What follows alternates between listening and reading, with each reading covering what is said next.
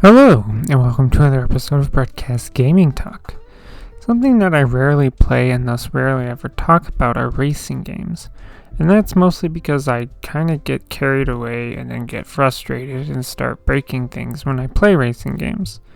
This means that there are a few racing games that I actually like, but ones that I do are Forza Motorsports 4, Wipeout Pure, Wipeout Pulse, and the subject of this video, Gran Turismo for the PSP. As I have said in previous discussion video, there was a point in my life that a PS3 was all I had for playing video games on, and I remember having Gran Turismo 5 Prologue and then Gran Turismo 5 once it came out. And this is because my brother was and still is really into racing games.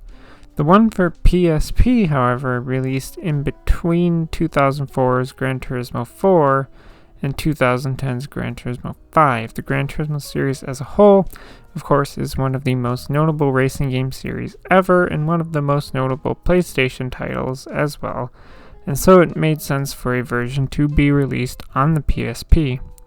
Now, one of the things that any console version of Gran Turismo had was a sort of career mode, but the PSP one doesn't have that. Instead, you have to compete in single races or drift trials to earn credits to use to buy more cars, and that's really it. I really wish the game had an actual career mode because it would make things more interesting and feel like there's more stakes.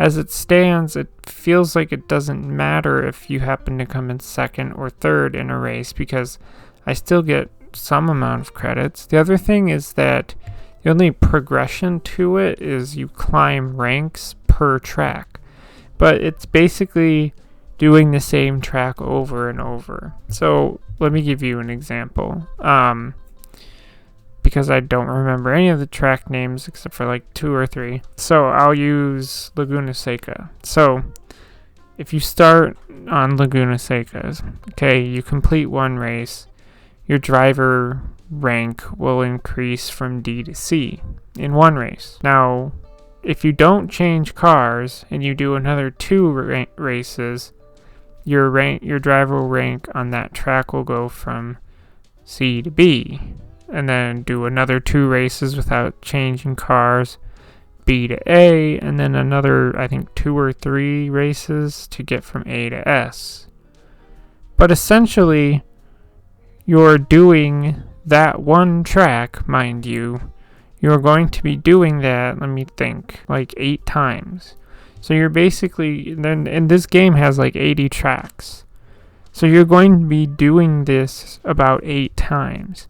And mind you, you're going to do it more times if you decide to switch cars in between ranks. For some reason that makes, so if you're at B rank and you do one race with the car you've been using and then you go buy a new car and use that, instead of having to do one more race, you'll have to do 2 more races to get from B to A.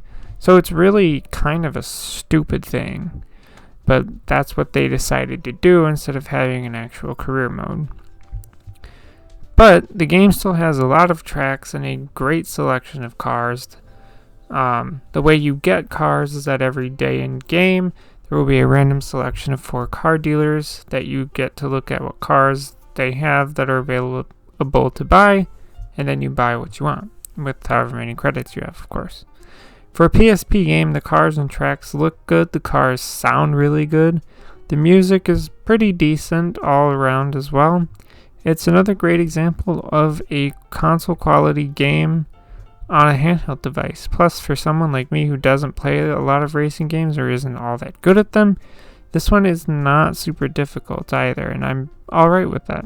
The only thing I don't like about Gran Turismo PSP are the races that are either on dirt tracks or snow and ice tracks. Like, thankfully the game will automatically put the correct tires on whichever car you pick, but handling a car on either types of these tracks can be difficult.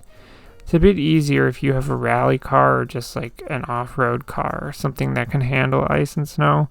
Plus, there's also cars that aren't built for that. I just don't think that the ice or the off-road tracks are done as well as the regular tracks or the city race tracks are.